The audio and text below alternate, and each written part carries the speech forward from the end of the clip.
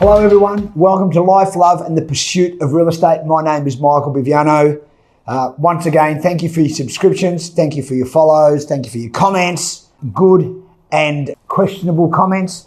We welcome those too because it makes us review everything that we do. So on behalf of John and I, thanks very much. We certainly appreciate your comments. We have been blessed with a lot of great dialogue over the Christmas period and into the January period. We're now in Feb. And like always, the time goes quicker, so the older you get. So I used to listen to my grandparents say that, but as I'm getting older now, I certainly realise that is true. But I want to talk about market sentiment, and not just here in Australia, but across the globe.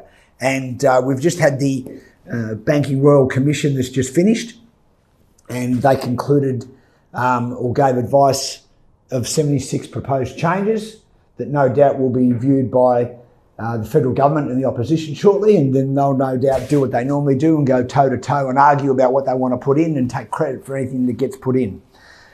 All this stuff that happens on a daily basis, whether it's with the politicians, whether it's with the Royal Commission, whether it's with listening to overseas politics and the saga with Trump, whether it's listening to now the saga with Taiwan and China, all these things have a what I call a subconscious tendency to keep us negative and to keep us down. So the question beckons, what do we do to make sure that we stay focused on the best outcome for us and our loved ones? How do we go about that? So that leads me to the start of this conversation, which was market sentiment. Market sentiment here in Australia, and especially here in Melbourne right now, is probably coasting. It's mid-level. You talk to some agents, they tell you the market's bad and that they made no sales in January. You talk to other agents and they tell you that the market's okay, but they're having to work a lot harder to do 3/4 of what they were doing last year.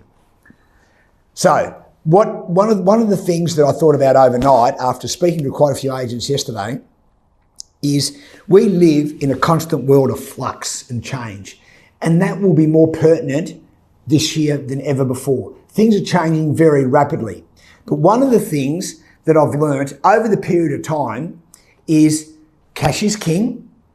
And if you want to stay reasonably comfortable, save 20% of your net income, as I've spoken about beforehand. And it's interesting that if you want to have a look at where you should spend your money, I think there's many avenues for investing right now. But market sentiment generally is dictated by the amount of retail spending. And because retail spending is down, what happens is, I believe that has a direct influence on where people are in relation to their real estate mentality and purchasing. So therefore, the inflow of money into the retail sector does determine to a great degree what happens in the property sector. Now, over the 30 years I've been spruiking real estate, this is one of the things that I've learned. So what I have also learned, that is based on discretionary spending. So when people start cutting back their discretionary spending, what actually happens is that the retail market is affected, and it's a perception thing. Because one of the most interesting things you can do when being a real estate salesperson is look through the window of the person that you're selling to. What does the buyer want? What does the buyer need? And what can the buyer afford? And I think sometimes we're too disassociated with the clientele that we're wanting to sell to. So in this world of change that we're living in, some basic rules for me apply. Save 20% of your net income, as I've mentioned. Be very careful with where you spend your money. Spend your money on a passive asset that returns a yield. Make sure that you've got enough equity in that asset, especially if it's property, that if the interest rates go up, that you're covered with that. And some of this stuff is fairly basic, and some of you will sit there and say, yeah, I know, but to know and not to do is not to know. And I know some very, very savvy people that are at the moment are in a real spot because they've all this stuff they know, but they haven't implemented any of it. So over the period of the next 3 or 4 months, these are the things that I think we're going to see here change in Australia. I think there's going to be a fair proportion of the Banking Royal Commission suggestions that will go through. I've even noticed that the Bendigo and Adelaide Bank are talking about stopping all their brokerage fees. That's one of those things that happen. The other thing is that I've noticed that AMP's tax profit has dropped down to 28 million. It's dropped 97% today.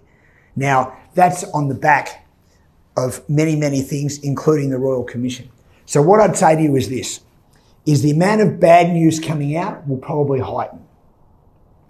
Your job as an investor or a real estate person is to make sure that you offer the advantage and see the advantage in anything that you look at selling or look at buying, because there always is an upside.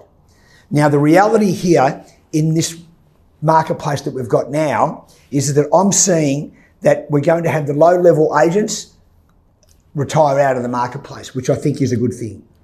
What I'm also finding is that some agents are having to, begrudgingly, offer a higher level of service, which is good.